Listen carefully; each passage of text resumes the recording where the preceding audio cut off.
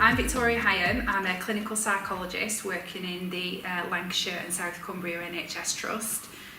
More specifically, I work in an older adult service and have done for a number of years. Hello, I'm Hayley Higson. I'm a clinical psychologist in the older adult integrated team in West Lancashire. So just thinking about what you were saying there about people coming up to retirement and that loss of role, and I don't know what your thoughts are, Hayley, but I find that a lot of our work, particularly our work into care homes or with older people that might be experiencing a dementia, but just our population in general, a lot of what we do is about helping people with that search for a role and a purpose. Something that's going to add kind of value and meaning, and not necessarily from what they can produce point of view, but helping people to see what other things might bring value and meaning to their life that will give them a purpose. And I suppose that's part of our role in how we help people recover from the loss that they've experienced, and then that kind of moving forward with their life. That makes me think about that. I think it's Michael White what said we need to be careful not to lose the person as well. So if you've experienced a loss that's significant and massive of itself, you then don't want to lose who you are, which can often happen because you can be all consumed by it. Yeah. So actually having those things and carving out things that create that sense of identity again, can be really helpful for people. And I think that kind of brings me and makes me kind of think about that Whirlpool of Grief model that massively. That we've talked about quite a lot, haven't we? And they've used quite a lot in our clinical work.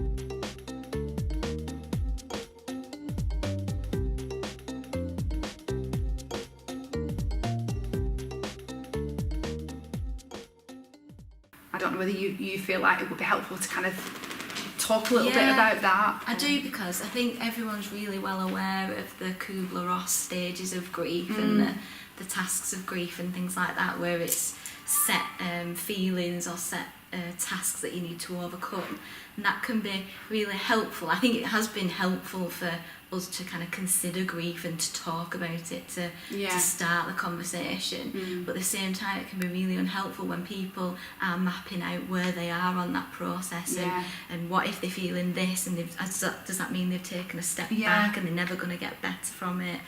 And actually the Whirlpool of Grief is really fluid and really dynamic, and it's not set in stone. It's about individualising an experience and giving each individual a story. And I think I completely echo that. So for me, sometimes people are kind of familiar with kind of pop psychology or what's in kind of social media, that kind of stages of grief seems to be familiar to people, doesn't it? The kind of the shock and the depression and the denial and things like that. And it's really good that sort of model is kind of accessible on a wide stage. But I think, like you say, it can be difficult for people, because then they feel like maybe they're failing if they've gone back a stage, or if they've not done the stages in order, if they're in kind of shock first, or what's wrong with them, or what's wrong with them, that's not listed in that list. And then that kind of adds a second layer of feeling into it, where that for me is the kind of the beauty of the Whirlpool of Grief model. It is what you said, it's that fluidity, and it's normalising that kind of churning of emotions, and that you're going to be pulled in and then you're going to come out of it a bit and things like that. It really captures the physical elements of grief and loss, doesn't it? Oh, absolutely, Which I don't feel like any other model really does.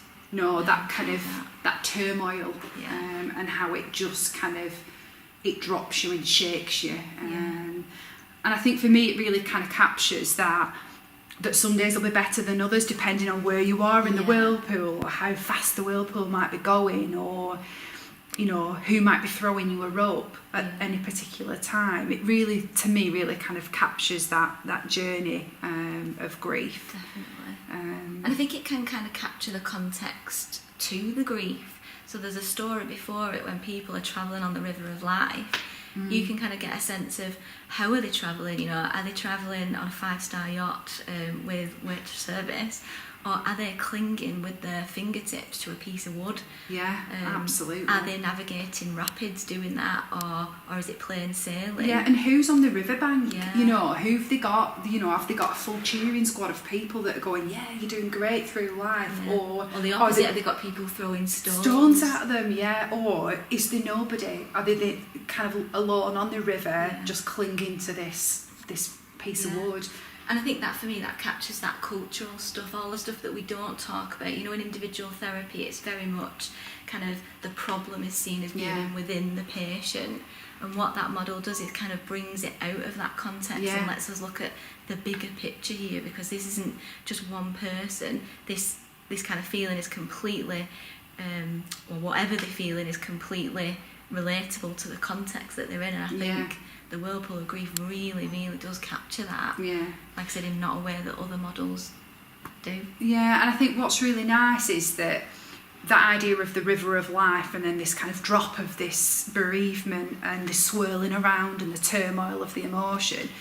But the river continues. Yeah. The river doesn't stop at the whirlpool, and I think it's really nice that it kind of brings in those tasks of mourning that other models have, about that kind of acceptance of the loss and kind of reinvestment in the new life. But it still acknowledges that that's part of the journey, and that, you know, something in that kind of new river past the whirlpool can still throw you back into the whirlpool, or that there might be, because you're then on another part of this journey, river of life, that there's actually might be other little waterfalls, other little losses that you have to encounter that remind you of being back in that whirlpool. Yeah, or there'll be rapids that feel like the whirlpool. They're not quite, but it's reminding of all that. Again, the physical stuff and the psychological, emotional stuff. Yeah, I found it really useful in my kind of clinical work, just to open up those different conversations and kind of give people that